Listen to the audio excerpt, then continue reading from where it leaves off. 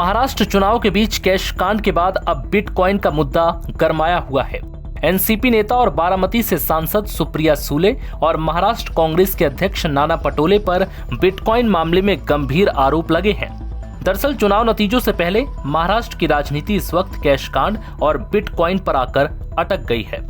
दरअसल ये पूरा विवाद पूर्व आईपीएस अधिकारी रविंद्र नाथ पाटिल के आरोपों के बाद शुरू हुआ, जिनका दावा है कि क्रिप्टो करेंसी डीलिंग से मिलने वाले कैश का इस्तेमाल महाराष्ट्र चुनाव में किया गया।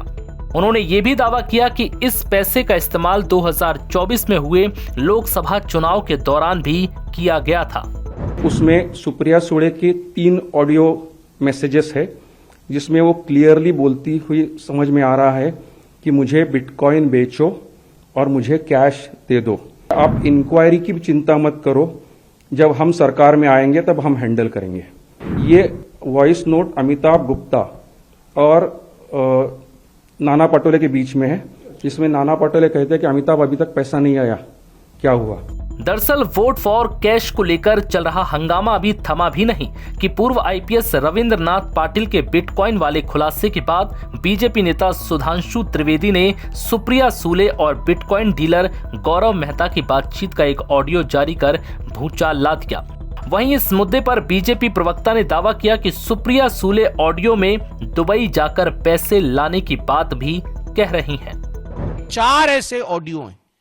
सुप्रिया सुले जी अमिताभ जी से भी बोल रही हैं और गौरव जी से बोल रही हैं कि Gaurav don't play games with me. Gaurav Mehta, मुझे पता है तुम्हारे पास बिटकॉइन है, तुम मेरे साथ गेम मत खेलो, तुम जल्दी दुबई जाओ और इसको एनकैश करके लेके आओ।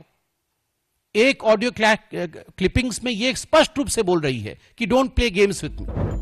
सुधांशु त्रिवेदी ने व्हाट्सएप चैट के स्क्रीनशॉट शेयर कर सुप्रिया सुले और कांग्रेस के नेता नाना पटोले पर बिटकॉइन के जरिए करीब 235 करोड़ रुपए की हेराफेरी का आरोप लगाया। तो वहीं इन आरोपों को सुप्रिया सुले ने सिरे से खारिज किया। सुप्रिया सुले ने इस विवाद के बाद बीजेपी सांसद सुधांशु त्रिवेदी को मानहानि का नोटिस भी भेजा है।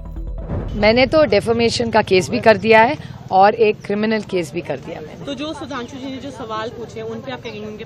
5 सवालों का जवाब वो जब चाहे, मैं आज भी देने के लिए तैयार हूँ, वो जहाँ चाहे, time of his choice, place of his choice and city of his choice, कई और प्लेटफॉर्म ऑफ हिज चॉइस, वो जहाँ बुला ले, जहाँ उनको करना है, किसी भी प्लेटफॉर्म पे मैं जवाब देने के लिए तैयार हूँ, क्योंकि जो भी आरोप है वो झूठ है, झूठ है, झूठ है, झूठ है, झूठ है।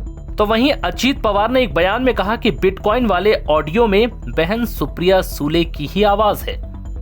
इसके बारे में जो कुछ ऑडियो दिखा रहे हैं वो आवाज के बारे में मुझे इतना ही जानकारी है। मैं दोनों को भी बहुत अच्छी तरह से जानता हूँ, बहुत सालों से जानता हूँ। एक तो मेरी परिवार की मेरी बहन है।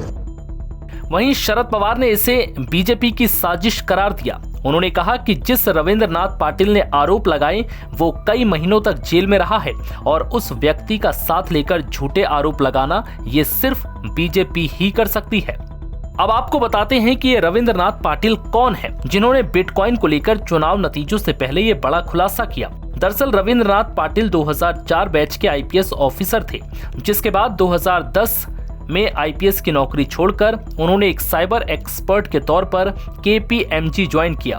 2018 में महाराष्ट्र में क्रिप्टो करेंसी फ्रॉड हुआ। उस फ्रॉड की जांच के लिए रविंद्र नाथ को जोड़ा गया और 2022 में रविंद्र नाथ पाटिल ही इस मामले में गिरफ्तार हो गए। बताया गया कि जो क्रिप्टो करेंसी साइबर फ्रॉड हुआ उसमें कुछ बिटकॉइन शामिल थे और ये बिटकॉइन गायब हो गए। दरअसल 2018 में पता चला कि जो क्रिप्टो करेंसी का वॉलेट था उसमें करोड़ों के बिटकॉइन मिले थे। इन करोड़ों रुपए के बिटकॉइन को 2 आईपीएस अधिकारियों भाग्यश्री और अमिताभ गुप्ता ने हथिया लिया था और वहां नकली वॉलेट रखा जिसमें पैसे नहीं थे, जिसकी वजह से उन्हें पुलिस ने गिरफ्तार कर लिया। बीजेपी ने दावा किया कि रविंद्र नाथ पाटिल के जेल जाने पर साइबर एक्सपर्ट गौरव मेहता ने गवाही दी थी।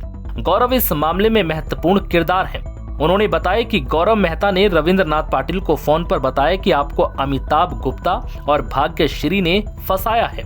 बिटकॉइन का असली वॉलेट उनके पास है और उनके ऊपर भी एक लेयर है जिसमें नेतागण हैं। उसमें सुप्रिया सुले के साथ साथ नाना पटोले भी शामिल हैं। सबूत के तौर पर सिग्नल के माध्यम से ऑडियो क्लिपिंग भेजे और 2019 और 2024 में इस पैसे का इस्तेमाल करते हैं, जिसके बाद इस ऑडियो क्लिप के सामने आते ही महाराष्ट्र के चुनाव नतीजों से पहले ही यहां की राजनीति में भूचाल आ गया।